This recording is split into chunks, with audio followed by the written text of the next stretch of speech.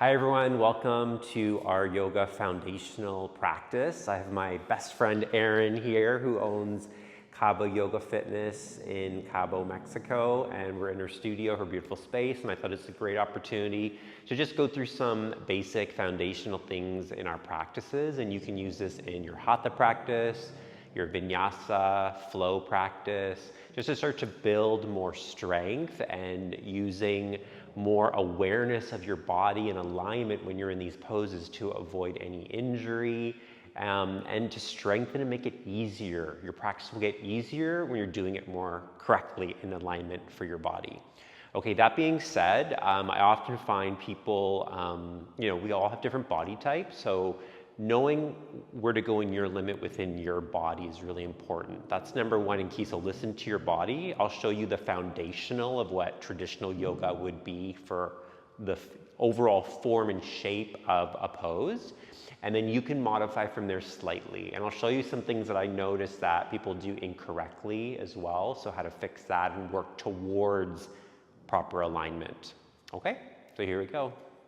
Welcome, Erin. Okay, so let's start with actually mountain pose Tadasana. It's traditional. So Erin's gonna come into her version of Tadasana. She's gonna stand. So her feet are gonna be parallel. We'll start from the bottom, work our way up. So her feet are parallel. Now, what does that mean? So let's unparallel the feet for a moment, Erin. Okay, there we go. So she's like, this is kind of pigeon toeing, toes inward, heel out. So when her heels are out, toes are in, that's a widening.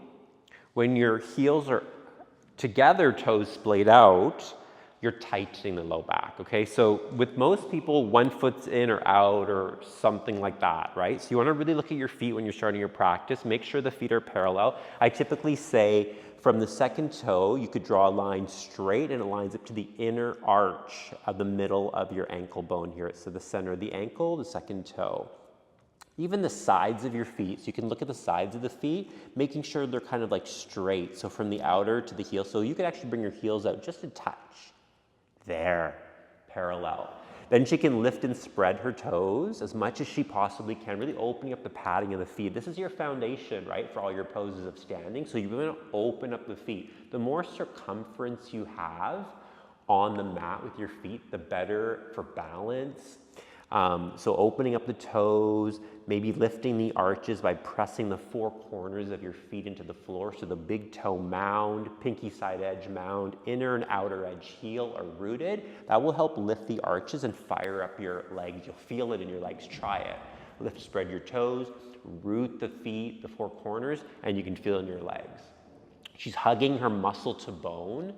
She's gonna lengthen her tailbone slightly down towards her heels. So you're not like, kind of like sticking your tailbone out. You wanna lengthen the tailbone down because when you stick the tailbone out, the low front ribs are gonna pop out. So now we're compressing again to that lower back. So tailbone lengthens down. Don't thrust the pelvis too far forward either. Find neutral, somewhere in between.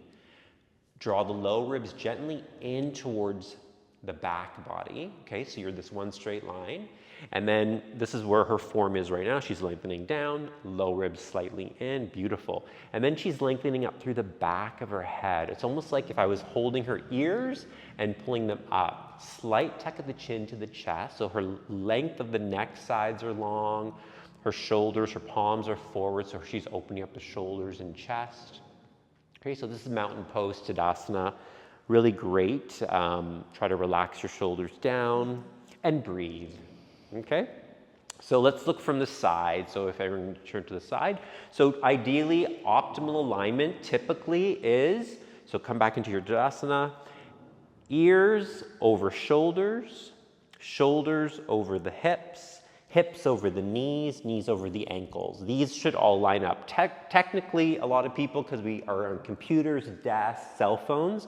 Erin, can you just kind of lean forward a bit, just like round your back? Yeah, so a little bit less. This is kind of a typical posture. The rounding of the back happens because we're always like texting and computer bad posturing.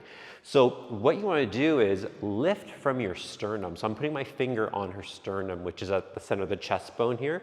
Imagine there's a finger there and you're pressing up into my finger. She's going to lift from there without interrupting her shoulders. Sometimes when we lift, we kind of pull the shoulders up. So drop the shoulders, open up the clavicles, the collarbones, lift.